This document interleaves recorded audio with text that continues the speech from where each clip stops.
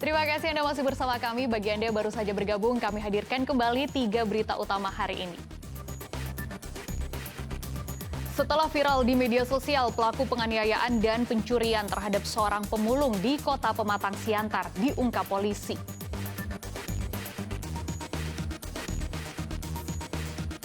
Pria pengedar sabu-sabu dibekuk Polres Serdang Bedagai.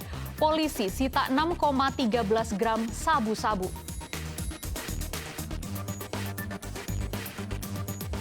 Saya ajak Anda berkunjung ke Museum Simalungun yang berdiri sejak 1939 di Kota Pematang Siantar.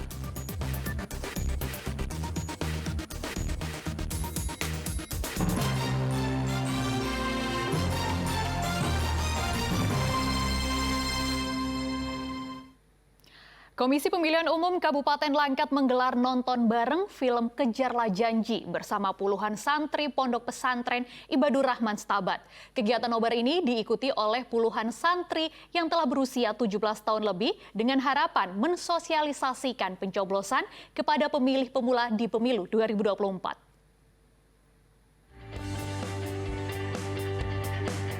Nonton bareng ini merupakan salah satu upaya KPU Langkat memberikan edukasi kepada pemilih pemula untuk lebih peduli terhadap politik dan menggunakan hak pilih pada 14 Februari 2024 mendatang.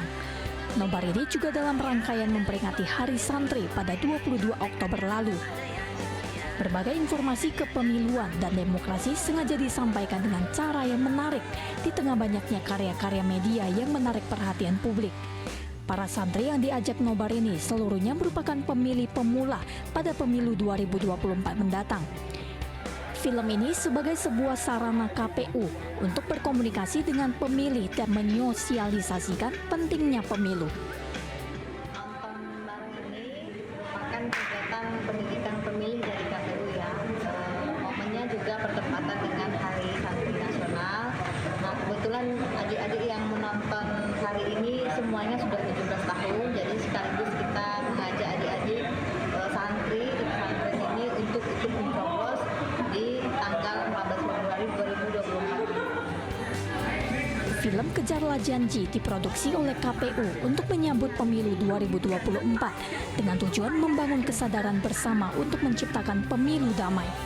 Film ini merupakan karya Garin Nugroho yang diproduksi bersama KPU. Muhammad Hamdani melaporkan dari Kabupaten Langkat.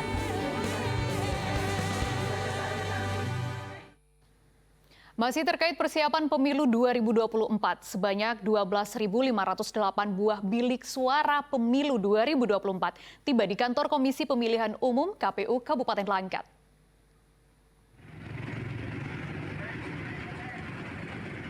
Menjelang pemilu 2024 mendatang, sejumlah logistik keperluan pemilu mulai didistribusikan ke berbagai daerah. 2 unit truk yang membawa logistik pemilu 2024 tiba di kantor KPU Kabupaten Langkat pada 22 Oktober lalu. 2 truk ini bermuatan sebanyak 12.508 buah bilik suara pemilu 2024. Bilik-bilik suara ini masih dalam kondisi terlipat di dalam plastik yang kemudian disimpan di gudang KPU Langkat. Pembongkaran bilik suara pemilu ini dipantau oleh petugas kepolisian dari Polres Langkat, KPU, dan Bawaslu Langkat. Nantinya bilik suara ini akan dilipat terlebih dahulu bersama dengan kotak suara pemilu sebelum didistribusikan ke TPS. Logistik pemilu lainnya seperti kotak suara juga akan segera tiba di KPU Langkat. Kita menerima logistik pemilu berupa bilik suara sebanyak 12.508. Memang kebutuhan kita segitu dan sekarang sedang proses memuat ke dalam gudang untuk dilakukan proses selanjutnya karena logistik untuk bilik suara ini kita terima dalam terlipat. Diharapkan segala pelaksanaan pemilu 2024 berjalan dengan baik dan tanpa kericuhan. Muhammad Hamdani melaporkan dari Kabupaten Langkat. Siapa yang tertarik untuk menjadi peternak lebah trigona dan lebah apis cerana? Madu dari ternak lebah ini mampu menghasilkan pundi-pundi rupiah. Tidak perlu halaman yang luas dan modal besar.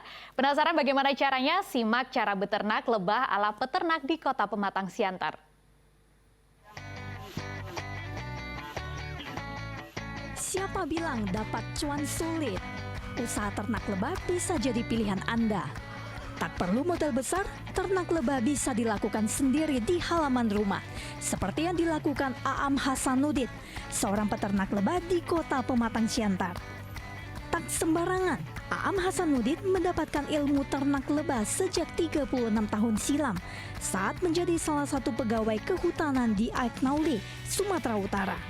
Kini Aam Hasanuddin masih aktif sebagai penyuluh dan pembina ternak lebah di Dinas Kehutanan Aiknauli. Beternak lebah tak sulit, asal mau belajar, tekun, dan sabar. Ternak lebah ini tidak memerlukan areal yang luas, hanya butuh sedikit tempat untuk meletakkan sarang atau rumah lebah. Jadi tak heran jika halaman rumah pun bisa dijadikan tempat ternak lebah. Selain tak butuh areal yang luas, keberadaan lebah pun ada di mana-mana. Terlebih jenis lebah trigona dan lebah apis cerana yang bisa datang dengan sendirinya.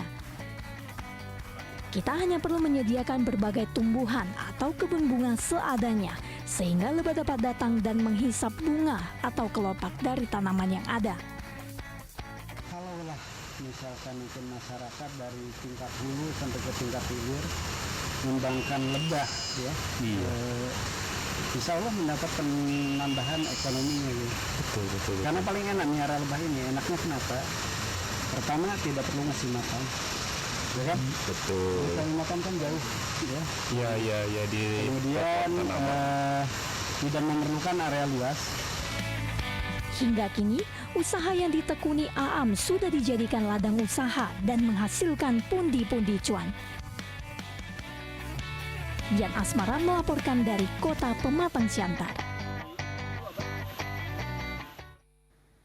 Jika Anda berada di kota Pematang Siantar, Museum Simalungun bisa jadi destinasi wisata bagi Anda.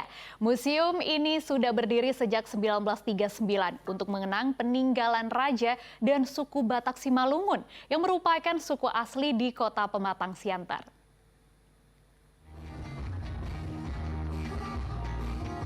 Berkunjung ke kota Pematang Siantar tak lengkap rasanya jika tak singgah ke Museum Simalungun, sebuah bangunan tua yang berada di Jalan Sudirman, persis berdekatan dengan kantor Polresta Pematang Siantar. Museum yang berdiri sejak April 1939 ini menyimpan ribuan sejarah Batak Simalungun. Anda bisa melihat banyak sekali peninggalan asli suku Batak Simalungun, seperti alat pertanian, peralatan dapur berupa piring, guci, senjata perang tombak, parang, pisau, bahkan buku pertama Simalungun pun terawat rapi di dalam lemari tertutup kaca. Selain itu, pengunjung juga dapat melihat langsung meriam hasil rampasan kala itu saat berperang melawan Belanda di kota Pematang Siantar yang dulu masih satu kesatuan dengan sebutan Simalungun. Semua benda-benda bersejarah di Museum Simalungun ini ada yang didapat langsung dari warga maupun hibah dari keluarga Raja Simalungun.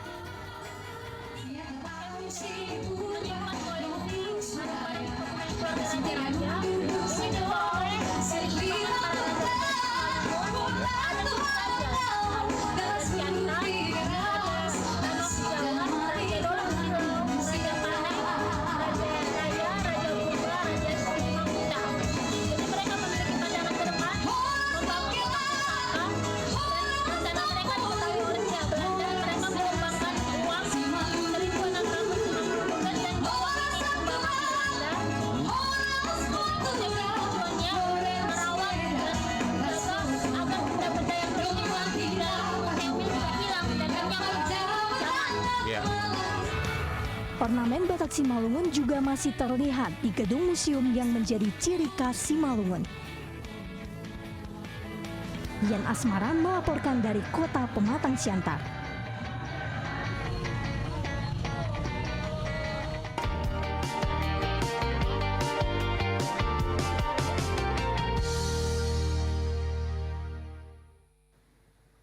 Informasi tersebut mengakhiri berita Medan hari ini. Saya Frin Meriana berterima kasih atas perhatian Anda dan juga kebersamaan Anda hari ini.